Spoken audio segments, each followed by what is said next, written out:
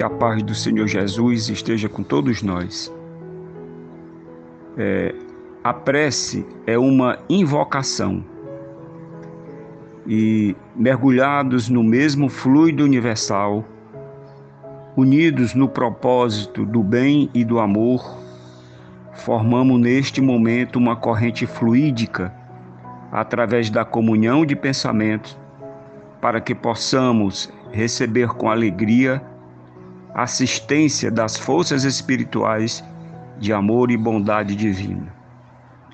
Assim sendo, elevemos nosso pensamento a Deus e digamos: seja feita a vossa vontade, assim na terra como nos céus.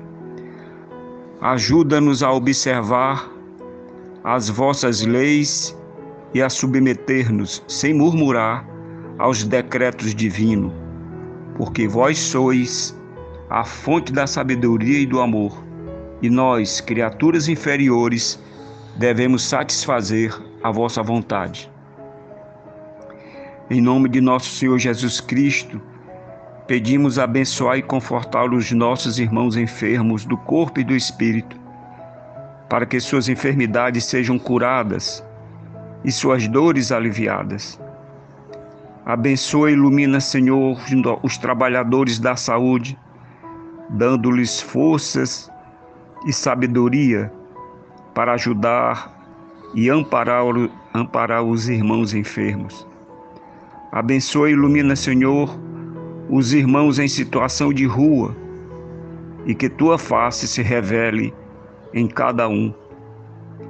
Abençoa e ilumina os nossos irmãos, familiares, nossos lares, amigos, inimigos.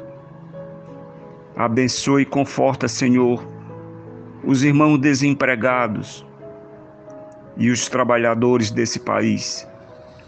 Abençoa e ilumina, Senhor, os governantes desse país. Abençoa e conforta, Senhor, os irmãos que desencarnaram e que ainda encontram-se ligados ao corpo material, que possam encontrar a tua luz, a tua paz e a tua compaixão. Obrigado, Senhor, por mais esse dia, que seja um dia que confortemos, amparemos, servimos e amemos uns aos outros. Que Deus nos abençoe, que assim seja, Senhor.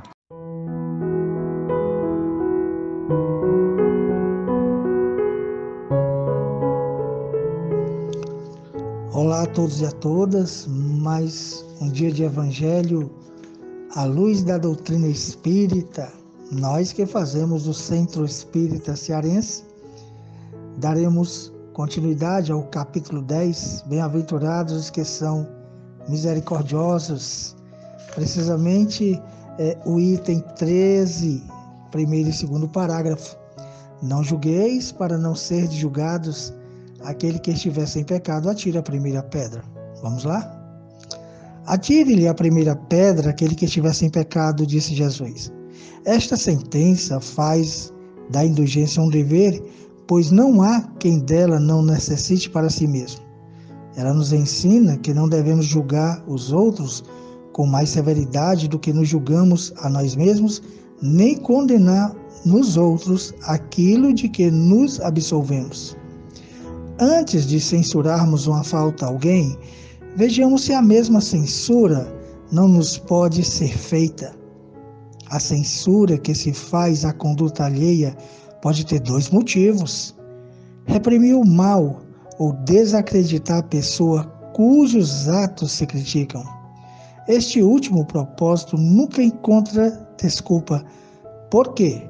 No caso, só há maledicência e maldade. O primeiro pode ser louvável e constitui mesmo, em certas ocasiões, um dever, porque daí pode resultar um bem. E por quê?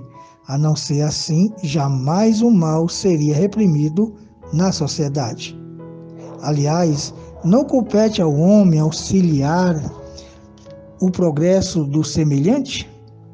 Não deve, pois, ser tomado em sentido absoluto este princípio. Não julgueis, se não quiserdes ser julgados, porquanto a letra mata e o Espírito vivifica. Bom, meus irmãos, mais um evangelho de muita luz para todos nós, mais um evangelho que nos chega à luz da doutrina espírita, onde a cada dia estamos bem melhor. Que possamos agradecer ao Cristo por termos sempre Ele em nossos corações e poder todos os dias nos fazer caminhar com fé e coragem. Aquele dentre vós que estiver sem pecado, atire a primeira pedra. Jesus vem nos ensinar que não devemos julgar com mais severidade os outros do que julgamos a nós mesmos, nem condenar em outro aquilo de que já nos absolvemos. Antes de atribuirmos uma falta, vejamos se a mesma censura não nos pode ser feita. Também não deixemos de considerar que jamais o Cristo quis dizer que não deveria manifestar censura às ações alheias. Com certeza não. Haverá sim ocasiões no transcorrer de nossas vidas em que a chamada de atenção às ações alheias será necessária, e sob pena de estarmos com o nosso silêncio e a nossa omissão contribuindo para prejudicar a outrem, disseminando o mal entre as pessoas ou retardando o progresso do próximo. Meus irmãos, reprovar a conduta perversa de alguém constitui em certas ocasiões um dever, porque um bem deverá daí resultar. E porque, a não ser assim, jamais na sociedade se reprimiria o mal. Não tenhamos dúvida desses momentos. Lembremos que o Cristo nos disse: não julgueis, para que não sejais julgados, porque como juízo com que julgardes, sereis julgados, e com a medida com que tiverdes medido, vos hão de medir a vós. Emmanuel também nos orienta para a necessidade de benevolência nos julgamentos, momentos quando se tratar de assuntos do coração em que ainda somos extremamente deficientes. De forma amorosa e paciente, Emmanuel reforça: se alguém vos parece cair sob enganos do sentimento, silenciai e esperai.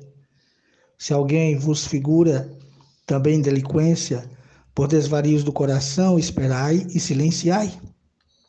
Sobretudo, compadeçamo-nos uns dos outros, porque, por enquanto, nenhum de nós consegue conhecer-se tão exatamente a ponto de saber hoje qual o tamanho da experiência afetiva que nos aguarda amanhã. Meus irmãos, na questão 903 do Livro dos Espíritos, Kardec pergunta: incorre em culpa o homem por estudar os defeitos alheios? Respondem os benfeitores: incorrerá em grande culpa se o fizer para os criticar e divulgar, porque será falta com a caridade. Se o fizer para tirar daí proveito, para evitá-los, tal estudo poderá ser-lhe de alguma utilidade. Não esqueçamos que a indulgência para com os defeitos de outrem é uma das virtudes contidas na caridade. É preciso, meus irmãos, que busquemos nos conhecer. Antes de censurar, vamos nos avaliar. Tratemos, pois, de possuir as qualidades opostas aos defeitos que criticamos nossos próximos. Se no lugar de censurarmos por ser avaros, sejamos generosos. Se o ser é orgulhoso, sejamos humildes e modestos. Se o ser é áspero, sejamos brandos, meus irmãos. Se o ser proceder com calúnia, difamações, injúrias, sejamos grandes em todas as nossas ações, orando e perdoando. Meus irmãos, é para dentro de nós que devemos voltar nossa atenção, no sentido de conhecer nosso íntimo e assim corrigir os defeitos e imperfeições. Ser rigorosos com nós mesmos e não com o outro, que está também em processo de aprendizagem. Cada um tem suas fraquezas. Infelizmente, é prática comum querer julgar, pois o orgulho e vaidade está muito intenso dentro de nós.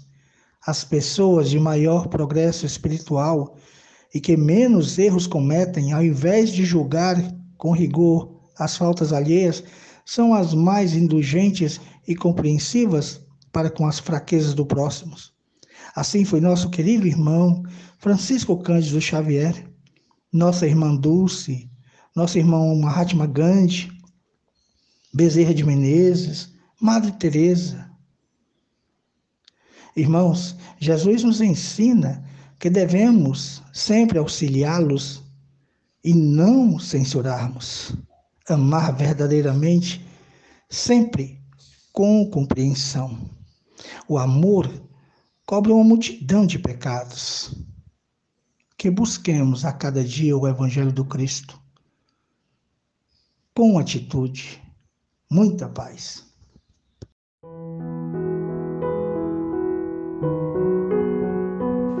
Boa noite a todos. Mestre Jesus, te agradecemos por mais uma noite de Evangelho. Vamos continuar elevando os nossos pensamentos, fechar nossos olhos e respirar bem fundo.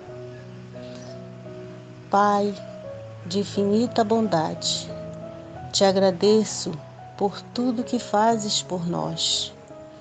Fluidifica as águas de nossas casas, cachoeiras, açudes, rios e todos os locais em que estão armazenadas, e que os amigos do Laboratório da Espiritualidade possam nos atender através da fluidificação e ao ingerir, que cure as enfermidades do corpo e do espírito, conforme o nosso merecimento.